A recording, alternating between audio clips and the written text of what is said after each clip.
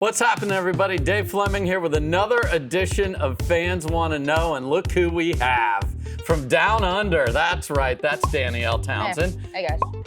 Thanks so much for taking some time. We have lots of questions from the fans. They've loved getting to know you, and they want to get to know you a little bit better here, Danny. So let's just start with, how the heck is an Aussie playing pickleball in the States? What happened to make this happen? I mean, it was a pretty unexpected journey to start with. Okay. I didn't know this was going to be my career path. I was playing table tennis my whole life, and I was in university, and it ended up just kind of falling into place. It took a lot of hard work, but it's my job, and I love it, and I'm pretty happy to be here.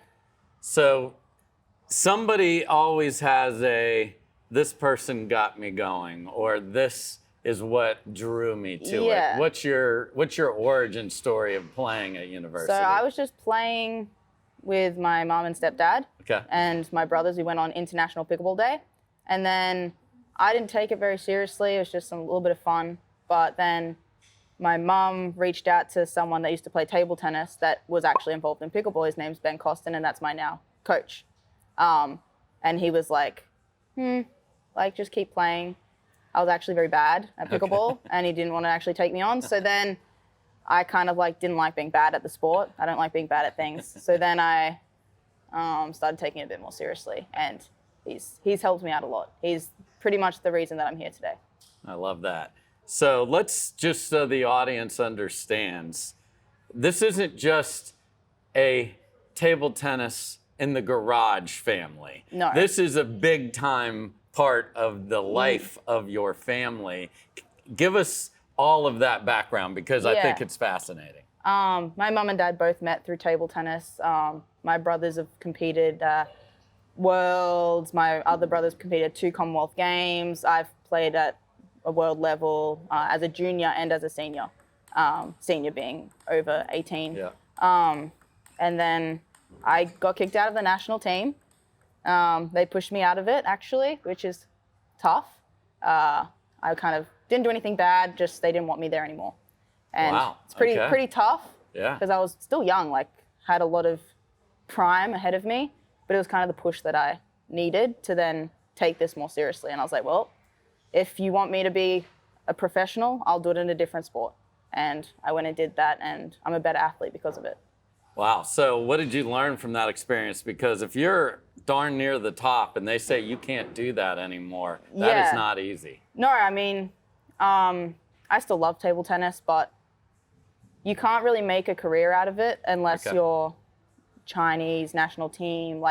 You have to be, there's no Australians that are making a full-time wage from just table tennis. Okay. And I don't know, pickleball, it kind of lets me be who I am, and it encourages kind of my personality a little bit more. So I like that aspect of the sport a lot. So you've got this table tennis background. We'll get into the benefits, and probably there's negatives that I think everybody thinks, oh, you played table tennis. This is going to be the perfect transition. So we'll get to that in a minute.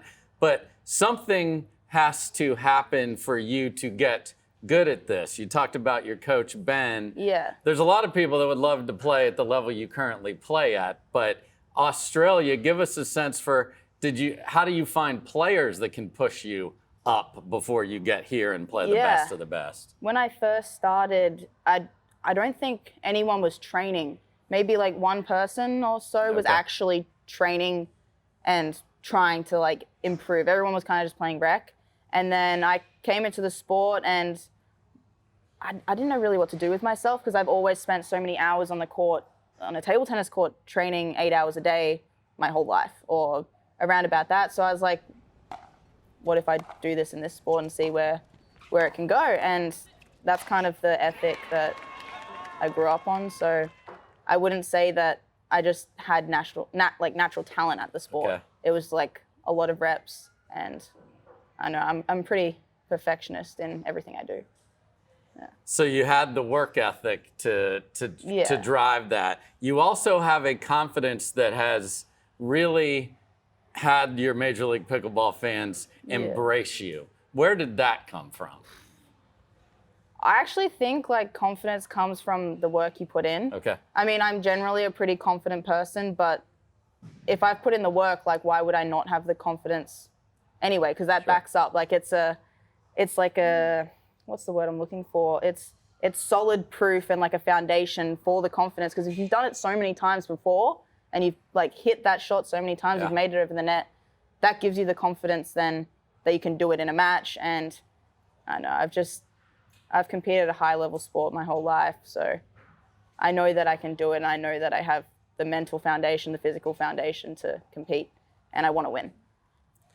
And you aren't shy about that on the court. So some players have that same desire to win, but we don't see it. You wear your confidence on your sleeve to the delight of many. I feel like my whole personality, I put it out there for the world to see. That's kind of who I am. I want to be authentic. I want to be true to myself. I did do acting growing up, so that's another little thing that I've just been sprinkling all over it. I want to perform, and I want to do well, and I want to put on a show for everyone, because I think I'm competing my best when it's not an act, but I engage the whole crowd, and if they can see me being true, then they have someone to be behind. I think that's what people like. It's the story of athletes. That's why everyone likes Michael Jordan. They like finding the story behind an athlete. Yeah. So I was going to get to the acting. So you went there. So let's dive into it. What have you done? Is this? I know it's not. You've been in 70 movies. Dude, I wish. But when one wants to pursue something, there are paths to take. Yeah. If you really want to do the acting and commercials and everywhere that leads to, that's a path. You've chosen another one, but is this other path still something that maybe pickleball can help be the catalyst for that? So that's like always what I've thought. When I was at university for, I did arts and drama and all of this jazz, I just didn't really know, like, that's not going to get you a job. Okay. Like, that just gives you a degree, and then you're kind of left with just a degree. So then I was like, I'm good at this thing, and maybe if I'm really good at sport and I see how far this can take me and I want to be the best, like, so many other opportunities come from whatever you're doing. And I don't know, it's always like in the back of my mind, like something that I would love to do one day, but it's not really a top priority for me at all. But I do like to bring that alter ego into my game a little bit, because I think it's good to have like a little bit of separation from who you are on and off the court. Even though I'm very similar on the court to off the court, I think there's a lot more to me than just pickleball off the court. Sure. How would your friends describe you? Energetic. I don't know what else. Just, I don't know, funny, energetic, and I don't know, likes to talk. That's about it, yeah. So you mentioned, got the table tennis background, knew that it took grinding to get better at something. Give us a sense where Australian pickleball was when you started and where it is today, because I think a lot of people are fascinated. We see the explosion here in the U.S., obviously, that just keeps getting bigger. Australia's behind, but where are they in this journey? I mean, there's a lot of people that want it, and there's a lot of young talent coming through. I mean, me and Sarah, we're kind of on this journey together. Yeah. I've said this before, but I don't think I would be here competing. I wouldn't have signed the PPA contract probably if me and her didn't do it together. Okay. Because it's very hard to come over here from another country so far away and like, one, afford it, get the connections, and is it going to work out? Like you don't know if it's going to all click for you. We know that we put in the effort, obviously, and we've put in the work, and luckily all of that has transferred over, and it did work out. Right. But last year when I came over to America, I was in a very different place to what I am now. How so? I mean, I came over for a month and I left America with less than 500 Australian in all of my bank accounts, all my savings, everything. Wow. And I didn't know if I was going to be able to get back home. Like I obviously have like family and they like can help me out like a tiny bit, but we're not like super well off or anything like that. I actually needed to win that tournament that I came and played. Otherwise, I didn't know where I was going to stay. Wow. I was staying in Compton actually, in LA. in an Airbnb. Come on. Yeah, and it was chill. It was good times. That's amazing. Yeah, so it's a bit of a different story now. Yes. I think I've kind of found my place in the States. I didn't really know anyone this time last year well, but I think I've got my people, and everyone's been really welcoming to me on the tour, and I'm pretty grateful for that. That's awesome, and I think pickleball has become the life journey for many in many different ways. How we get on that path, obviously yours is very different. So you come over here. How do people in Australia find out about Ben, Anna Leigh, and how did you think, you know what, I can play with the top Hayden, Anna Bright, et cetera, before you see it, how do you know about it? And how do you compare yourself when you haven't been anywhere near the same court? I mean, I watch pickleball, and obviously you can't know until you experience it. But I'm like, what different is it going to be there to hear, really? They're hitting the same shots, but you can't really feel the difference. But I think it's just you have to believe in yourself, and you have to believe you're putting in the work. That's probably the biggest thing, is if you're doing it every day, what are they doing every day? They have to be doing the same things, right? And there's no secret sauce to get better. I don't really believe in that. Obviously there's little things that you can do, but I don't believe there's a magic hat that you can put on and then you're the best in the world. Everyone has to work for it, and everyone has to want it.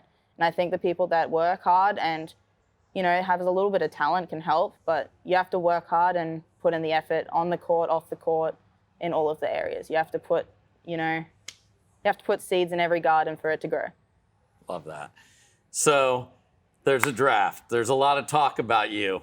People have maybe seen you play in Australia, and the defending champs say, we want you. Columbus drafts you. Yeah. Reaction that day? I think I jumped in a pool. On draft night, I had a few friends over. I'd talked to Columbus, obviously, a little bit. The owner, we had an hour conversation. Okay. Told him about myself, what I'm about. I love team sport. I always did really well in table tennis on teams, and I played a lot of team sport growing up, cricket, played a bit of soccer, basketball, netball, all of the above. So got to know each other, and he was like, I think you're going to be a really good fit. We're going to try and get you. But I didn't know that it was going to happen where it did. Didn't I get third or something? Yes. Over pick? Yeah. When that happened, and then we waited, and Sarah was at my house too. She got picked, and then it was the middle of the night, and I just chucked my clothes off and jumped in my pool at my house, and did a little celebration, and it was a good time. I don't know, it doesn't really mean the world because it's just the beginning, but obviously it's a push start into the right direction for me. No doubt. So you joined the team, you're playing well. You got traded. So a lot of people have asked me, and I've been in the GM chair where I've had to tell a player that I traded you. What is it like from your perspective, especially you? You come over from Australia, you have these conversations, you're playing well. So this is not a... Yeah, they're in a good position. You're going 3-15, and we're like, wait a minute, who's this Aussie? We made 2 finals and got third is, I think, what happened, right? And then... Yeah, so... How did you find out? What did they say? And then how did you reconcile that? Yeah, I mean, so I'm pretty sure it was Austin. We had literally just finished, lost the final. And then I got dinner. I was waiting for my food or something. My Uber Eats arrived. And then I get a call, and it's Fern called me. He's like, look, sorry to tell you this, but you just got traded. I was like, oh, I don't know if I'm allowed to swear, but I was like, yeah. Sweet. That's a nice feeling. So it was pretty much a whirlwind because I didn't know where to go. I had already booked my flight to the next event because we were playing the next week. Yeah. And now I wasn't. And I was meant to be going to Singapore to play the PPA Asias, and I was meant to be going to Japan for the PPA Asias, which I still got to do, but I was meant to be going early. So it was all figuring out the flights, changing them. That was probably the biggest stress thing. Obviously getting traded sucks, but it's business. It's how it goes. And I went to a really nice team and with a great owner. and like Tatiana like messaged and called me from Flash and was like, what can we do to help? Like just to make it a bit easier. And then I settled in, and I don't know, I feel like I'm at home now, and we have a really good relationship like with all of the team, not just the players, the owners, the chef, the everything. We're always hanging out, we're having a good time, and I think it's kind of developed me into the player I need to be. It gave me like a little bit even more motivation, because I'm not someone that gets content, but it definitely, gave me a little bit more fire. And you with more fire is something else, because you're already starting out at pretty close to an inferno. Yeah. So you come into the Flash. They had in Austin a disaster. They're the defending champs. There was the whole Georgia situation. It has nothing to do with you. But guess what? It has everything to do with you, because from the standpoint of we have championship aspirations, and it's working brilliantly over the last couple of events. How important for you is energy on the bench? Because your fellas aren't the energy type, yet I'm seeing a little more. Do you see that that's a part of your role as well here? I mean, talking about my table tennis experience, I've been the worst player in a team before. Okay. I've been the player that's just on the bench and I'm not doing anything. I don't even play.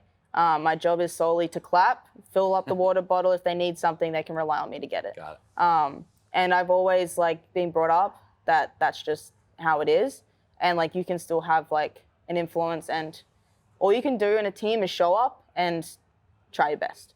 That's the only thing you can control. You can't control if you win. You can't control what the other team is doing. Yeah. All you can control is show up, have a good attitude, and do your best. And at the end of the day, I think that's what I do, no matter what's going on in any area of my life. I show up and I have a good energy for my team. And we're seeing it. So I want you to either confirm or deny a story that I've read. You played table tennis before you turned. They were holding you up 6 at the months table. Old. Yeah. Is this all? Is this true? Yeah. Okay. I have 3 older brothers. My youngest brother is 10 years older than me. Okay. So I used to get sat on the table. My pop, he made the bat a bat for me that had a little bit smaller handle so I could hold it, but it was still regular size head on the paddle. And one would be feeding me balls and the other one would sit me up and I'd be swinging the bat at it and getting it back over the net. I was, by the time I was 3, I was underneath the table just hitting balls back over. So that's amazing. It's a bit of a weird upbringing, I guess. Hey, every one of us has a unique story, and that is certainly unique. So the one thing that I get asked a lot about, and you are a great example to pay this off for us, is I always talk to the tennis people, hey, what was easy, what was hard coming over and playing well? You come from the different background. So you've got your paddle here. So before we get to grips, what was really easy for you in the transition from table tennis to pickleball? And what is hard and maybe something you're still working on? Hard thing, definitely anything above my head. Okay. That was very difficult, had to build up strength there. And then I've never used my left hand for hitting balls, really. So I had to kind of develop the lack of coordination on my left side for my two-handed backhand. Not that I use it a bunch, but it's still something that you need, and it has to be there. Those were 2 of the hard things, but I don't think table tennis transfers as easy as everyone kind of assumes. I didn't come out and I had an amazing flick. Obviously it was there and I was looking for it, but it wasn't, I can't hit the flick the same way as I hit backhands in table tennis. So let's let everyone understand, because here's the thing. The perception is 100%. Oh, Danni's a high-level table tennis player. She just does this in her sleep and it's a winner. So show folks why that is not true from the swing path and your grip. We'll start with table tennis. Table tennis, I held my bat like this. Okay. Obviously. I didn't hold it down at the end, and that's not how you hold a table tennis bat. So I would hold like this in table tennis. We call it shake hand grip. I actually used to coach table tennis, so I feel like I'm back at my old job. And then the backhand in table tennis is very compact, and you want to keep it kind of close to your body. And you brush over the top of the ball. Table tennis is you try and hit the top of the ball nearly every time when you're generating topspin. And pickleball, that doesn't work. It's you would hit everything straight down in the ground in front of you. So obviously I had to change my grip to start with. When I first played the sport, I definitely held it like pretty high. Okay. But as I've like started playing, like I don't hold it like a tennis player, but I definitely am further down than I used to be. And I kind of had to start playing the sport with a more open face.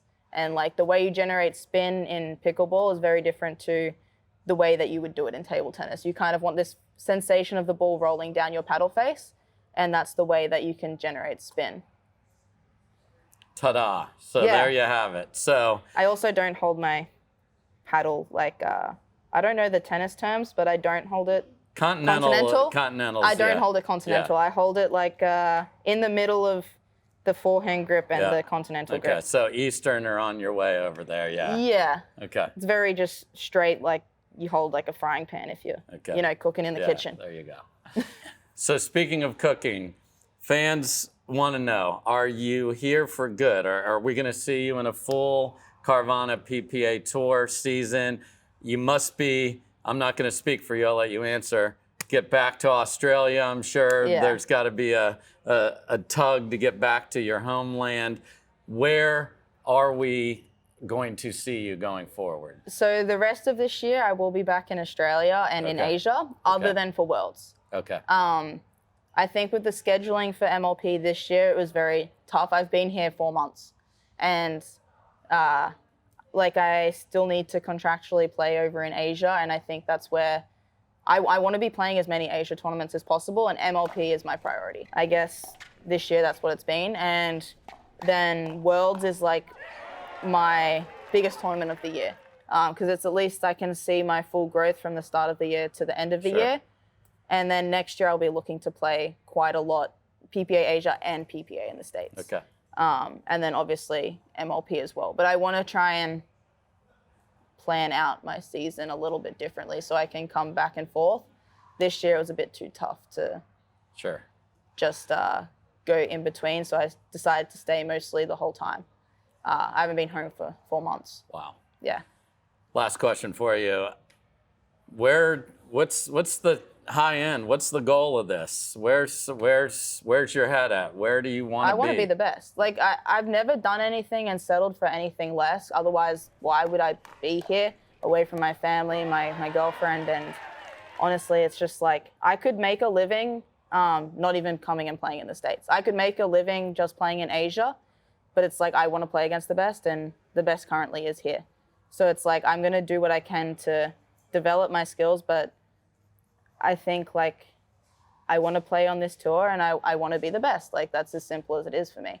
And I have a lot of respect for everyone that's here doing it, because without them, then I wouldn't have a goal and I wouldn't have this drive and ambition to be the best player I can be. I love it. PPA has just come out with "Be the Best." I don't know if you saw that. Yeah, I saw that. They didn't get me in on that. Like, what are they doing? Well, we just got you in with that. That was incredible, folks. You've asked about her. There she is, actress and unbelievable player. That's right. That's Danni-Elle Townsend. This is Fans Want to Know. Thanks so much for watching us. Peace. Peace.